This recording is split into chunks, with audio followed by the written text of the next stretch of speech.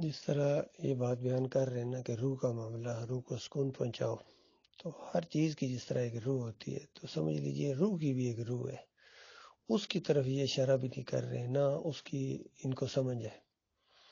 یہ اسی طرح سکون پہنچانے کی کوشش کریں جس طرح تبلیغی جماعت والے ایک دوسرے کو کہتے ہیں سکون پہنچاؤ، ذکر کرو، مسجد میں جاؤ، یہ کرو وہ کرو، لیکن اس سکون کی روح سے بالکل خالی ہیں اور اس کی طرف اشارہ بھی نہیں کرتے ہیں، اتنا فہم ہی نہیں ہے یا اتنی سمجھ ہی نہیں ہے۔ اور وہ چیز اللہ تعالیٰ نے قرآن میں اس انداز سے بیان کی ہے جس کی طرف ان کا دھیان بھی نہیں جاتا ہے۔ جس طرح ہر چیز کی ایک جڑ ہوتی ہے، جڑ کو چھوڑ دیتے ہیں، اوپر درختوں اور پتوں میں یہ الجھے رہتے ہیں، جڑ کو کاٹتے ہیں اور پتوں کو پانی دیتے ہیں تو درخت نہیں آ رہا ان کا ہو رہا، کبھی ان کو حقیقی سکون مل ہی نہیں رہا ہے۔ وہ حقیقی سکون اللہ تعالیٰ نے سورہ الانعام کے اندر بیان کیا، الذین آمنوا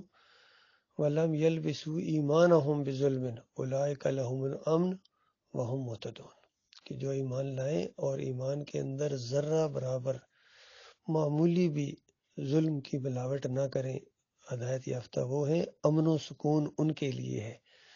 یعنی ایسے لوگوں کو اللہ تعالیٰ پھر سکون عطا فرمائے گا، دلی سکون، پھر اللہ کے ذکر میں بھی ان کو سکون ملے گا، نمازوں میں بھی ان کو سکون ملے گا، آپس میں بیٹھنے میں بھی ان کو سکون ملے گا، مسجدوں میں بھی ان کو سکون ملے گا، ہر چیز میں ان کو سکون ملے گا اگر وہ بنیادی ریکوائرمنٹ پوری کرتے ہیں۔ تو یہ جب آیت اتری تو صحابہ کرام کے اوپر بڑی شاک گزری، بڑی بھاری محسوس ہوئی اور نبی علیہ السلام کے پاس دوڑے دوڑے آئے کہ اللہ کے رسول صلی اللہ علیہ وآلہ وسلم یہ ایسی بات نازل ہوئی ہے کہ ایسا لگتا ہے کہ ہمارے بس کی بات نہیں یہ مطالبہ پورا کرنا، کہ اللہ تعالیٰ تو فرما رہا ہے کہ جو ایمان لائیں اور اپنے ایمان کے اندر ذرہ برابر بھی ظلم کی ملاوٹ نہ کریں۔ تو ہم میں سے کون ایسا جسے چلو زیادہ نہیں تو ذرہ برابر تو ہو ہی جاتا ہے، ظلم زیادتی ہو جاتی ہے، کبھی غلام کو ذرا زیادہ ڈانٹ دیا، کبھی کسی کے ساتھ کوئی تھوڑی بہت زیادتی ہو گئی، گھر میں ہو جاتی ہے، بیوی بچوں کے ساتھ ہو جاتی ہے، تو کون بچے گا؟ یعنی بال برابر بھی یعنی ظلم نہ کریں تو کیسے بچیں گے اس سے؟ تو نبی علیہ السلام نے تسلی دی کہ میرے ساتھیوں، اس آیت کے اندر جو ظلم آپ کے ذہن میں آیا ہے یہ ظلم زیادتی ایک دوسرے کے ساتھ، یہ نہیں ہے۔ اس آیت کے اندر جو ظلم کا لفظ اللہ تعالیٰ نے استعمال کیا ہے اس کا مطلب ہے شرک، اور جو سورہ لقمان میں اندر آیا ان الشرک لظلم عظیم، شرک بہت بڑا ظلم ہے۔ تو اس آیت کا مطلب یہ ہوا کہ جو ایمان لائیں اور اپنے ایمان کے اندر ذرہ برابر شرک کی ملاوٹ نہ کریں، ان کے لیے امن ہے اور ان کے لیے ہدایت ہے، یہ ہیں ہدایت یافتہ لوگ۔ تو میرے پیارے بھائیو، جب تک شرک سے آپ توبہ نہیں کریں گے، امن و سکون آپ کے نہ اندر آ سکتا ہے، نہ آپ کی روح خوش ہو سکتی ہے، کیونکہ شرک چھوڑے بغیر اللہ سے تعلق پیدا ہی نہیں ہو سکتا، کیونکہ شرک کا اللہ دشمن ہے،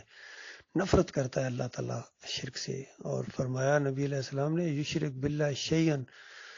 دخل النار، شیئن بھی اگر شرک کیا اور موت آ گئی گویا تم آگ میں چلے گئے۔ پوری قوم نو اغرقوا فادخلوا نارا، کہ وہ پنجتن پاک کے پجاری،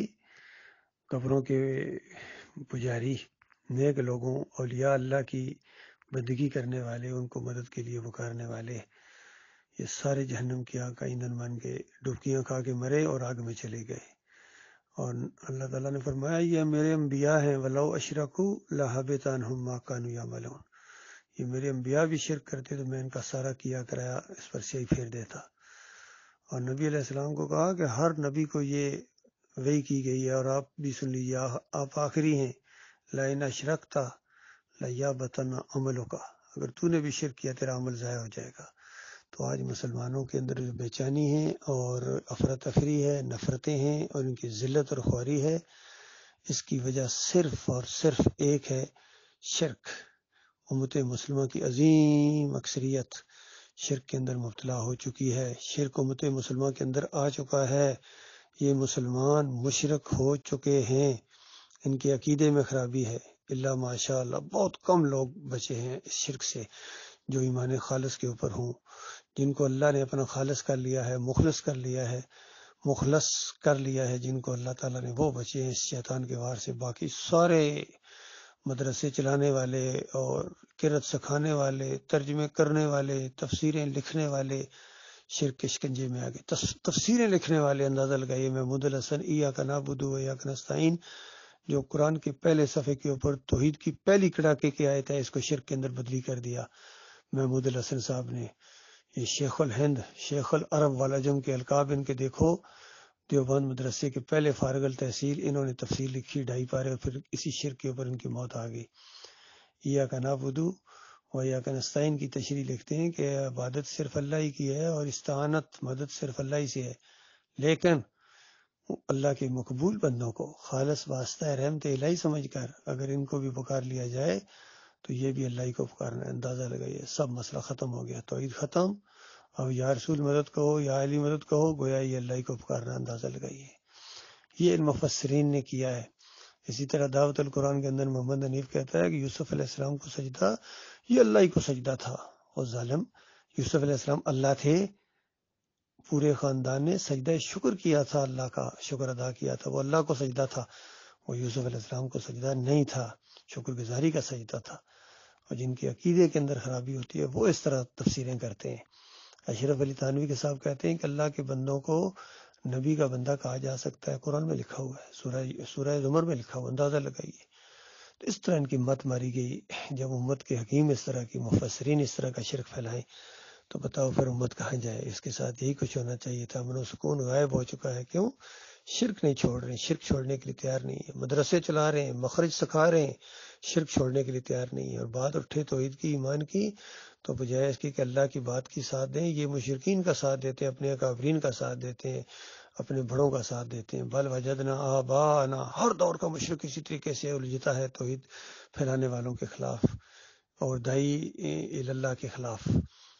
ہم نے اپنے باپ دادا کو، وہ اتنے زیادہ بڑے بڑے علماء تھے، اتنی علماء کی آپ عزت نہیں کرتے۔ وہ بھائی مانو اللہ کی کتاب کو جٹلا کے مرے ہیں، کتاب اللہ کو پس پشت ڈال کے مرے ہیں، اور ان کے عقیدے کے اندر اس طریقے سے خرابی آئی ہے، قبر پرستی اس امت کے اندر آئی ہے احمد بن حنبل کے ذریعے۔ پھر ابن تیمیہ نے، ابن قیم نے، ابن حجر عسقلانی نے اسی قبر پرستی کو آگے پھیلایا ہے۔ اس کی کتاب پڑھو، ابن قیم کی کتاب الروح پڑھو، قبر پرستی کی بنیاد فراہم کر دی۔ شاہ ولی اللہ کی کتابیں پڑھو، کہتے ہیں قبر والے سے رابطہ، ٹیلیفون کال بلانی ہو تو قبر کے اوپر جاؤ اور پتہ دائیں طرف کتنی دفعہ قل ہو اللہ احد پڑھو، پھر اس طرح ضربیں زور سے یا روح یا روح یا روح کرو،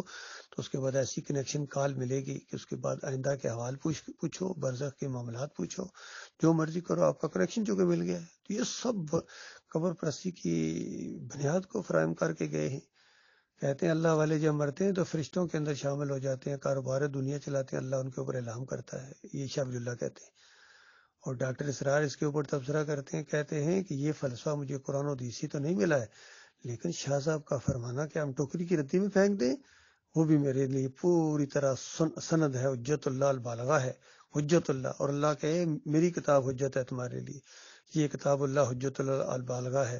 اور شاہ ولی اللہ کہتے ہیں نہیں، میری کتاب جو ہے میری، ہر ایک اپنی کتاب کی طرح۔ محمد حنیف سے سجدہ تعظیمی کے بارے میں پوچھا گیا، کہتا میری تفسیر پڑھو، میری تفسیر پڑھو جس میں کفر و شرک ہے۔ تو اس طریقے سے اللہ کے بندوں انہوں نے مارا ہے، تو امن و سکون کیسے آئے گا؟ امن و سکون تو ایمان کے ساتھ جوڑ دیا گیا، ایمان خالص کے ساتھ جوڑ دیا گیا ہے، توحید کے ساتھ۔ رد شرک جب تک نہیں کرو گے تمہاری روح کبھی خوش نہیں ہو سکتی، اندر سے کبھی اطمینان تمہیں نہیں مل سکتا ہے، اور مرنے کے ساتھ وہ آگ لگنے والی ہے جو بجائے نہ بجے گی۔